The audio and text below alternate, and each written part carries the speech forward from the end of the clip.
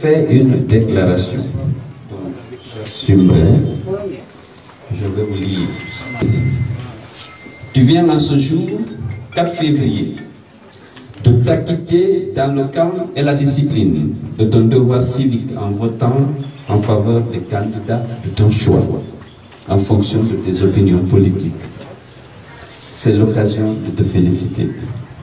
Est-il nécessaire de rappeler que pour obtenir ces élections, l'opposition fut obligée d'organiser plusieurs manifestations réprimées dans le sang, avec plusieurs morts et blessés et beaucoup de dégâts matériels importants.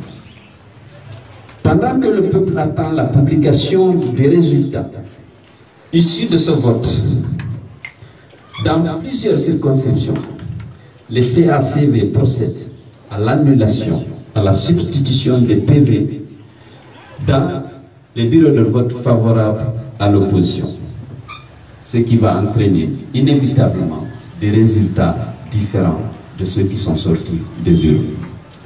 Peuple de Guinée, tu connais mon attachement à la paix et à l'unité de notre pays. J'en ai donné la preuve à l'occasion des élections antérieures, en 2010, en 2013, en 2015, lors de Kukao. Mais ma patience a des limites.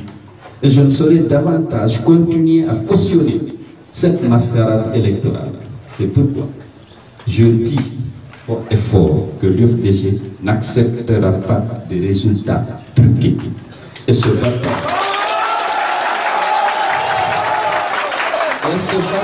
de toutes ses forces pour faire valoir ses droits et faire triompher la démocratie dans notre pays. Militantes et militants de notre parti, restez mobilisés et vigilants pour protéger vos suffrages. Nous vaincrons. Merci. Il faut vous mobiliser et prendre la rue parce qu'on n'a pas d'autre choix.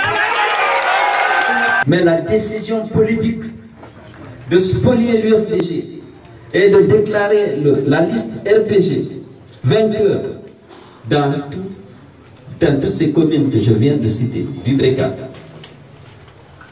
Manea,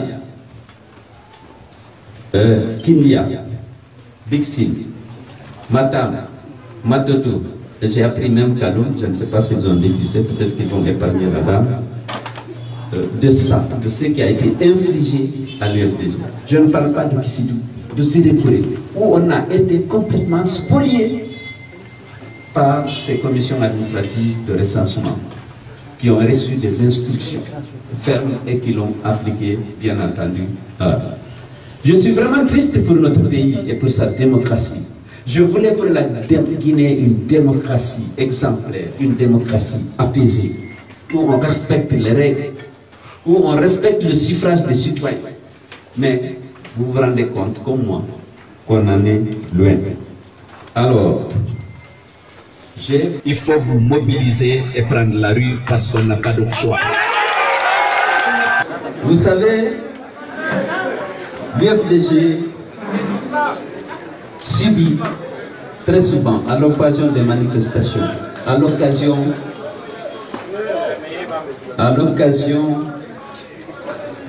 des scrutins électoraux. Je vais porter à votre connaissance que les militants et responsables de l'UFDG de l'INSA qui avaient voté et qui ont gagné le scrutin dans cette localité érigée récemment en sous-préfecture. Après le dépouillement, lorsque se rendu compte que les citoyens de l'INSA avaient massivement voté pour le l'UFDG, les gens du RPG ont organisé une vendetta contre les militants et cadres de l'UFDG. Les boutiques ont été vandalisées en pleine nuit et incendiées. Les domiciles ont été attaqués et pillés.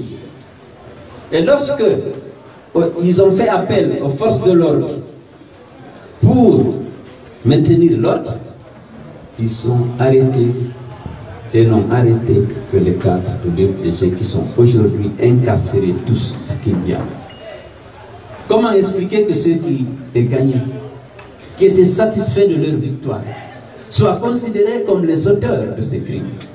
Alors que ceux qui sont frustrés parce qu'ils ont perdu les élections ont décidé de sanctionner ceux qui ont gagné. Aujourd'hui, c'est les militants de l'FDG qui sont détenus. Il faut vous mobiliser et prendre la rue parce qu'on n'a pas d'autre choix. La même chose, avec des proportions plus importantes, s'est passé à Kalinko. Là aussi, les citoyens ont massivement voté pour la liste de l'UFDG. Et le soir, les militants du FDG, sachant que l'impunité leur est toujours accordée lorsqu'ils s'attaquent aux militants de l'UFDG, ont pillé systématiquement toutes les boutiques et toutes les maisons des cadres et des militants de notre parti.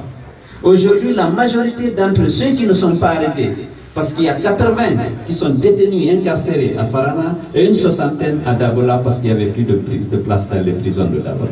Et là aussi, c'est toujours sur les innocents que les forces de l'ordre sont tombées et les ont arrêtés, infligé des traitements dégradants avec des injures insoutenables. 5 morts. 5 morts, la plupart issus de l'UFDG. Il faut vous mobiliser et prendre la rue parce qu'on n'a pas d'autre choix. À Kindia, ils ont réprimé les jeunes qui étaient là.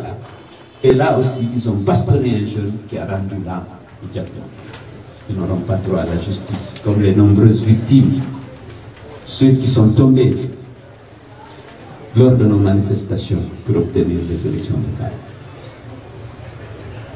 Plusieurs de nos délégués dans les bureaux de vote ici à Conakry ont été arrêtés, bastonnés, incarcérés. Certains ont été libérés que ce matin et d'autres hier dans la soirée. Voilà, aujourd'hui, Kalinko est en deuil.